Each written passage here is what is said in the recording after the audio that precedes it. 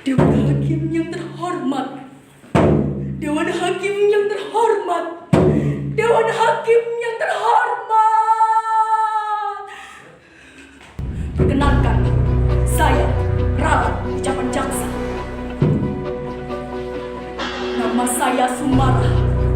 Jadi budak, burung dan babu sudah menjadi pilihan hidup saya. Bertahun-tahun saya menjelati kaki orang, terlantar dan hidup di bawah kaki orang.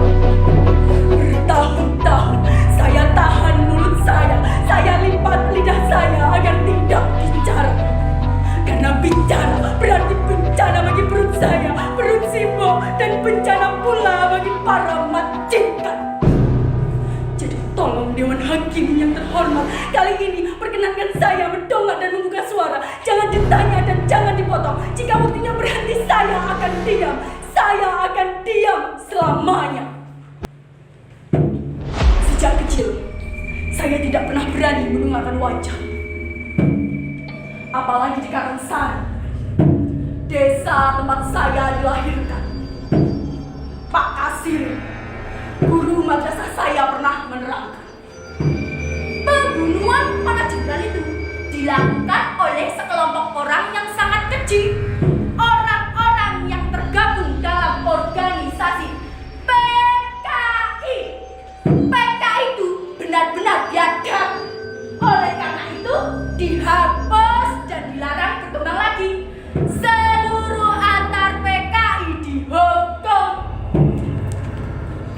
Bapaknya si Sumarah itu kan PKI. Iya tak? Iya. Dulu bapaknya si Sumarah kena cidok sama tentara. Jadi jangan deket-deket sama si Sumarah. Nanti kena cidok, tertangkap. Kemudian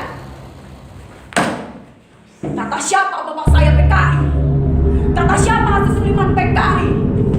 Bapak saya bukan PKI. Bapak saya bukan PKI. Bener kata Simbah. Ya Bapak nggak usah lah deres kelapa. Nggak usah lah jadi kursi random. Nggak usah lah nyetor gula ke Denwasto. Lihat. Lihat akibatnya.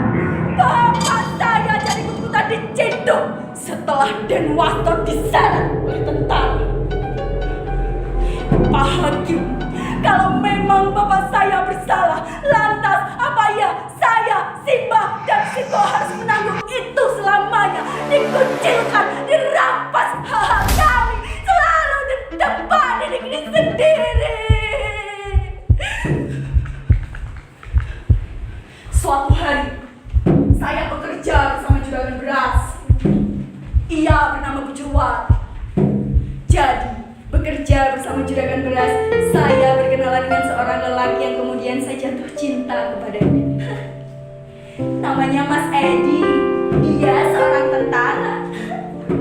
Cinta saya semakin bersemi manakala saya tahu ternyata Mas Edi juga menaruh hati kepada saya. Rasanya hati saya melambung tinggi sekali. Tapi untuk kemudian kembali terdepak dan jatuh ke jurang yang curang. Saya tidak bisa meneruskan hubungan saya dengan Mas Edi. Saya tidak bisa menikah dengan Mas Edi. Mas Edi mundur teratur setelah mengetahui celah keluarga saya. Sebagai tentara, haram janda hukumnya jika memiliki istri seperti saya. Rasanya saya ingin lari di mana bayangan bapak tidak mengikuti hidup saya. Akhirnya, melalui perantara seorang calon, saya mendaftar menjadi surat PKW. Segala syarat saya penuhi, mulai dari biaya di kelurahan, Dapnaker, kantor imigrasi, kantor Biro Tenaga Kerja, dan segala tanda menilainya yang begitu panjang sekali. Akhirnya, jadilah saya, Sumarah binti Suliman, seorang TKW dengan peringkat tertinggi menjadi budak di kelurahan. Posisi stang Versia, sini diskotin, mengkotil aku hafalkan Undang-Undang Dasar 45 dari pembukaan pasal hingga ayat-ayatnya, hingga ke titik komanya. Teori pidato menjadi omelan para majikan.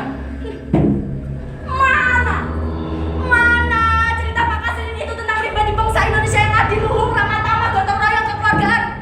Mana?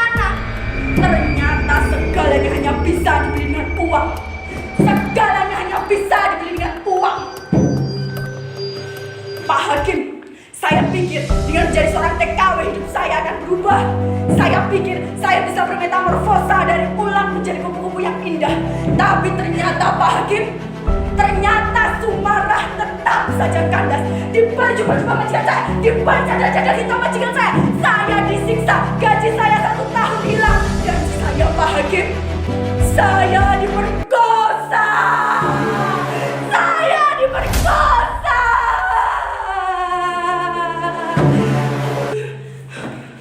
Tapi Pak Hakim, saya harus berani bunuh lawan wajah. Ludahi karena sudah mencakar saya, untuk kemudian ngambil pisau lalu saya hunuskan pada pisau ke jantung hatinya. Majikan itu Pak Hakim, saya bunuh.